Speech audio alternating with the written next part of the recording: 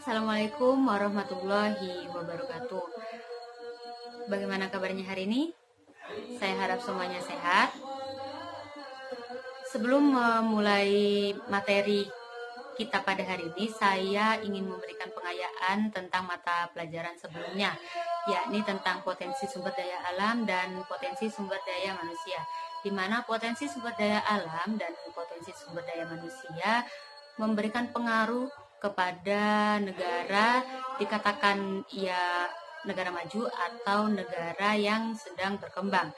Nah, selain potensi sumber daya alam dan potensi sumber daya manusia, laju kepadatan penduduk yang kita bahas pada hari ini, yang akan kita bahas, juga akan memberikan sumbangsih kepada negara, baik negara itu akan dikatakan maju atau tidak. Nah, hari ini saya akan memberikan sedikit info tentang tujuan kita pada hari ini, yakni kalian bisa menjelaskan laju pertumbuhan penduduk, yang kedua dapat menjelaskan dampak pertumbuhan penduduk, dan yang ketiga kalian dapat menjelaskan tentang upaya pemerintah atau upaya masyarakat kita untuk mengatasi laju pertumbuhan penduduk.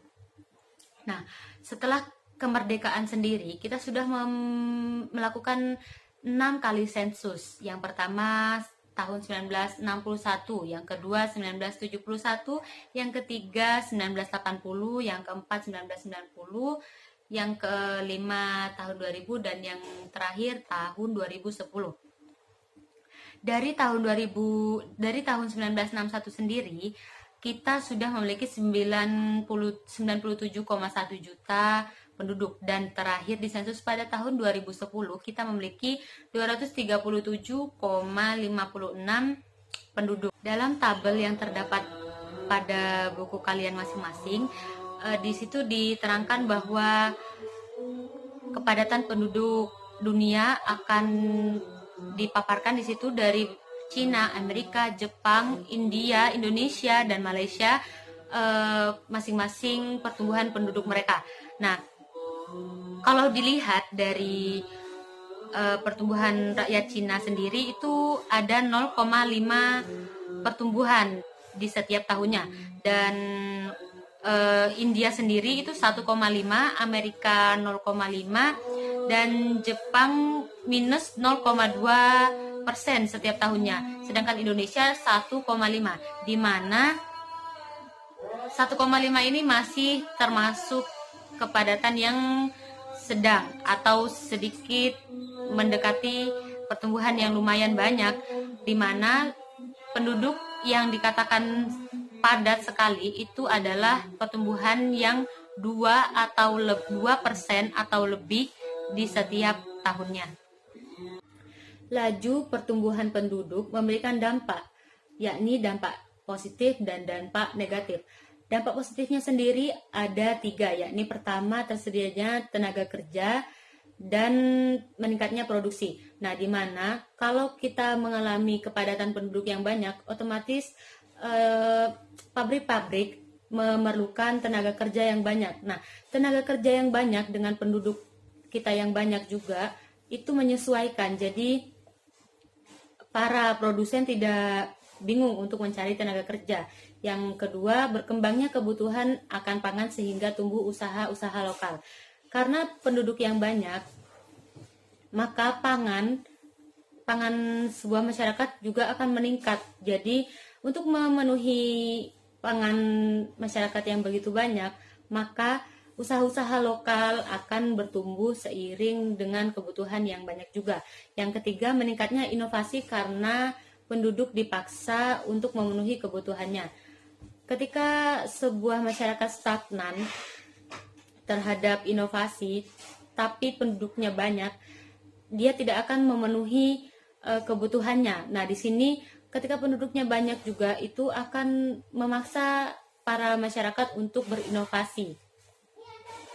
Nah, dan selain 3 dampak positif tadi itu, ada juga dampak negatif. Beberapa di antaranya yakni meningkatkan angka pengangguran, di mana angka pengangguran ini disebabkan oleh banyaknya banyaknya lowongan-lowongan kerja yang sudah terisi penuh dengan tenaga kerja lain. Jadi meningkatkan peluang untuk yang lain menganggur. Lalu yang kedua, meningkatnya angka kriminal. Di saat yang lain berebut pangan karena banyaknya manusia yang ada, meningkatkan kriminal, di mana kriminal ini adalah jalan pintas bagi mereka untuk mendapatkan pangan. Yang ketiga, meningkatnya kemiskinan. Yaitu tadi, karena banyaknya kriminal terus pengangguran, maka kemiskinan akan meningkat.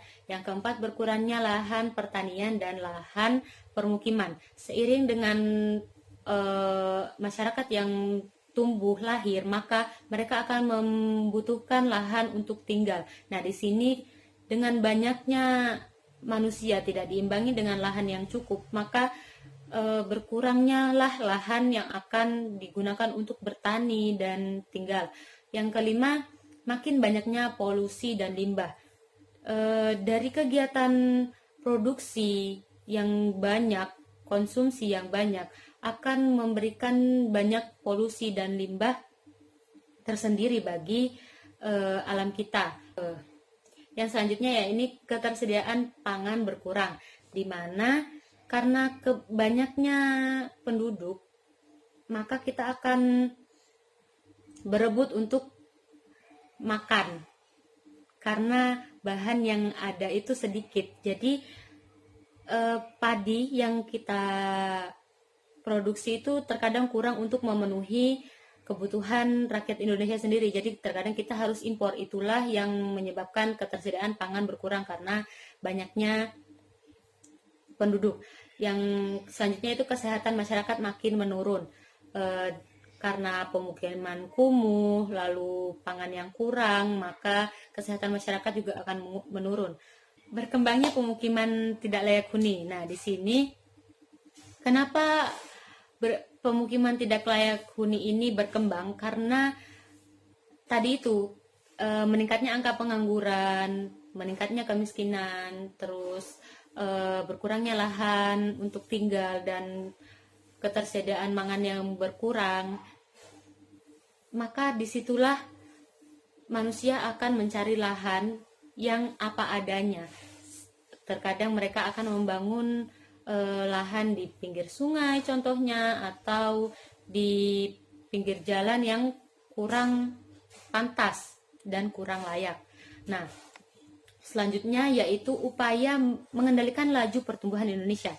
Nah, upayanya di sini ada beberapa, tapi yang paling digunakan oleh pemerintah yakni upaya program KB, yaitu 2 anak sudah cukup. Jadi kalau lebih dari 2 itu sama saja kita memberikan sumbangsih memadatkan penduduk Indonesia. Nah, tujuan dari KB itu sendiri bukan hanya untuk menekankan pertumbuhan penduduk, selain menekankan pertumbuhan penduduk, untuk kesejahteraan ibu, anak, dan keluarga. Dimana kalau penduduknya tidak terlalu banyak, maka ketika kita akan mencari pangan dan sandang dan lain sebagainya itu tidak begitu repot. Nah, selain KB, pendidikan dan keaktifan para muda-mudi juga memberikan sumbangsi di sini. Nah, pendidikan, ketika seseorang memperoleh pendidikan, maka dia akan berpikir bagaimana ia akan memberikan sumbangsi kepada masyarakat dan kegiatan-kegiatan positif yang akan dia lakukan. Nah, di sini dia akan berpikir bahwa pengurangan anak itu akan sangat diperlukan di sini, karena dia juga akan, selain mengurus keluarga, mengurus anak, dia juga harus mengurus pengabdian dia kepada masyarakat atau pekerjaan dia di luar sana. Muda-mudi yang aktif juga akan mengurangi kepadatan penduduk. Nah, kesimpulan pada materi kita pada hari ini yaitu Indonesia itu memiliki angka pertumbuhan yang cukup tinggi, yakni 1,5%. dengan lajunya pertumbuhan negara, maka memberikan juga dampak-dampak positif dan dampak negatif yang sudah diterangkan tadi. Adapun upaya dalam menekan jumlah kepadatan penduduk itu bisa melalui program KB, juga dengan meningkatkan pendidikan remaja-remaja kita pada saat ini. Selain KB juga kita KB dan pendidikan juga kita bisa mengaktifkan diri dengan hal-hal positif yang bisa mengurangi keaktifan atau penekanan laju pertumbuhan penduduk Indonesia. Baik, sekian mata pelajaran kita pada hari ini. Kurang lebihnya Ibu mohon maaf. Wassalamualaikum warahmatullahi wabarakatuh.